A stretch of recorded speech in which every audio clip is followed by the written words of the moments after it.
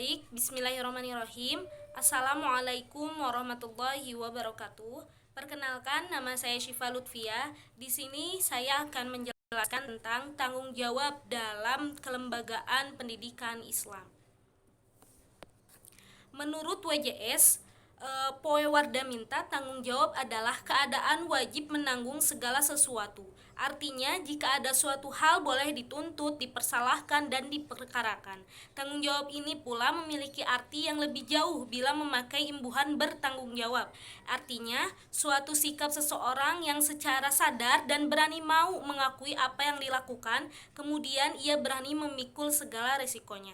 Tanggung jawab ini mestinya mudah dimengerti oleh setiap orang, tetapi jika dilakukan sesuai dengan definisi, maka sering sekali terasa sulit. Bahkan orang merasa tidak sanggup jika diberikan tanggung jawab.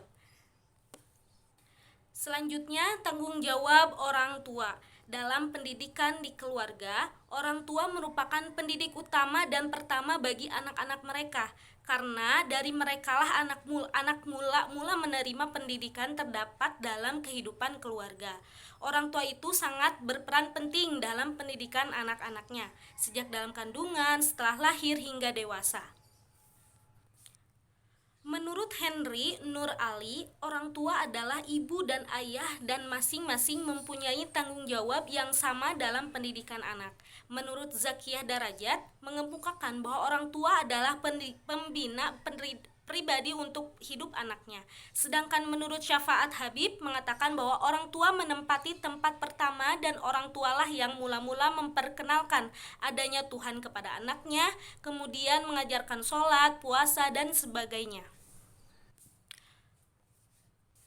Orang tua memegang peranan yang penting dan amat berpengaruh atas pendidikan anak-anaknya. Ibu merupakan orang yang mula-mula dikenal anak, yang mula-mula menjadi temannya, dan yang mula-mula dipercayainya.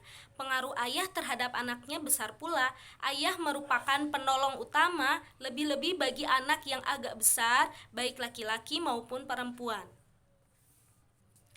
Tanggung jawab pendidikan Islam yang menjadi beban orang tua sekurang-kurangnya harus dilaksanakan dalam rangka 1. Memelihara dan membesarkan anak, 2. Melindungi dan menjamin kesamaan baik jasmani maupun rohani, 3. Memberi pengajaran, 4. Membahagiakan anak. Secara umum, keluarga memiliki tujuan dan fungsi utama dan suci sepanjang masa. Fungsinya yang pertama, pemeliharaan dan kesinambungan suku bangsa. Kedua, perlindungan moral. Ketiga, stabilitas psikologi emosional cinta dan kebijakan. Keempat, sosialisasi dan orientasi nilai. Kelima, memperluas ikatan keluarga untuk membentuk kesatuan dari masyarakat. Abdullah Ulwan dalam bukunya Tarbiyah al-Aulad fi al-Islam, pendidikan anak dalam Islam, sebagai berikut. Yang pertama, pendidikan keimanan. Kita harus menanamkan tentang iman kepada Allah dalam keluarga tersebut. Mengajarkan hukum halal dan haram, membiasakan untuk beribadah sejak usia 7 tahun dan mendorong untuk suka membaca Al-Quran. Yang kedua, pendidikan akhlak. Kita harus menanamkan kepada anak sifat-sifat terpuji serta menghindari sifat-sifat tercela. Ketiga, pendidikan jasmani. Kita harus memperhatikan gizi anak, melatihnya berolahraga dan mengajarkan cara-cara hidup sehat. Keempat, pendidikan intelektual. Islam mengajarkan ilmu pengetahuan dan memberikan kesempatan untuk memberikan kesempatan dalam menuntut ilmu seluas dan setinggi mungkin. Kelima, pendidikan psikis, menghilangkan gejala-gejala penakut seperti rendah diri, malu-malu, tidak adil, dan sebagainya. Keenam, pendidikan sosial, menanamkan penghargaan dan etika sopan santun terhadap orang lain, orang tua, tetangga, guru, dan teman. Ketujuh, pendidikan seksual, anak harus selalu meminta izin, membiasakan meminta izin untuk memasuki kamar orang tua dan menghindarkan dari hal-hal yang berbau pornografi. Selanjutnya ada tanggung jawab guru dalam pendidikan di sekolah. Ajang pendidikan kedua setelah keluarga adalah di sekolah. Ketika seorang anak mulai masuk sekolah, itu artinya ia menghadapi masyarakat baru yang berbeda dengan masyarakat keluarganya. Di sekolah terdapat individu-individu yang belum pernah bersamanya dalam kehidupan keluarganya. Proses mempersiapkan anak-anak untuk beradaptasi dengan sekolah termasuk salah satu proses sosial yang sangat susah dan sekaligus sangat penting. Yang bertanggung jawab dan berperan dalam hal ini adalah guru.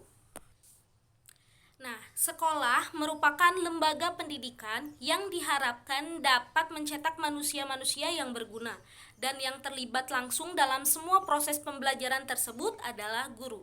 Guru merupakan wali dari orang tua anak tersebut, tempat anak mengadu, berdiskusi, meminta pendapat dari permasalahan yang dihadapi. Pada hakikatnya, guru dan anak didik ibarat dua sisi mata uang, tidak dapat dipisahkan tapi bisa dibedakan. Tanpa anak didik, guru tidak akan dapat mengajar, dan begitu juga sebaliknya. Keduanya saling membutuhkan, keduanya saling memberi nilai dalam menjalani hidup di masyarakat. Nah, kesatuan yang utuh inilah jika tetap dipertahankan akan memberikan sebuah kekuatan yang dapat melahirkan sumber daya manusia yang berkualitas. Kecerdasan dan kecakapan anak didik akan menjadi tiang keabadian dalam dunia pendidikan. Guru adalah pendidikan profesional.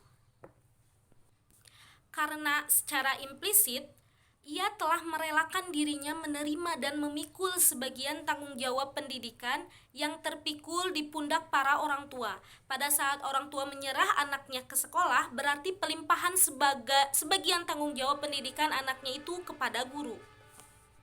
Guru merupakan manusia yang bertanggung jawab mencerdaskan kehidupan anak didik dengan tetap berusaha mengupayakan seluruh potensi yang ada pada anak didik, baik potensi afektif, kognitif maupun psikomotorik, demi kelangsungan proses pendidikan dan membebaskan manusia dari belenggu kebodohan.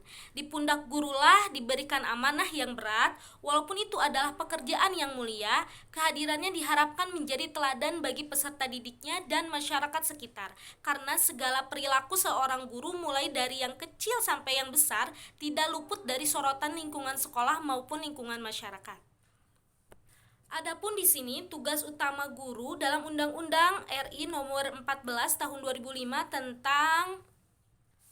tentang guru dan dosen. Pasal 1 ayat 1 menyatakan bahwa guru adalah pendidikan profesional dengan tugas utama mendidik, mengajar, membimbing, mengarahkan, melatih, dan mengevaluasi peserta didik pada pendidikan anak usia dini, jalur pendidikan formal, pendidikan dasar, pendidikan menengah.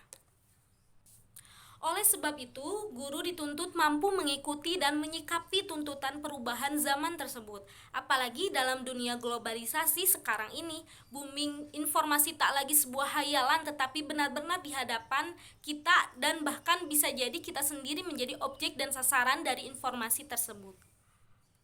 Oleh karena itu, sangat penting untuk membekali peserta didik dengan pendidikan akhlak karimah, agar mereka tidak mudah terombang-ambing, terpuruk, terjebak dalam situasi zaman yang menyesatkan. Olehnya itu, para guru harus tampil sebagai figur teladan dan panutan bagi para anak didiknya.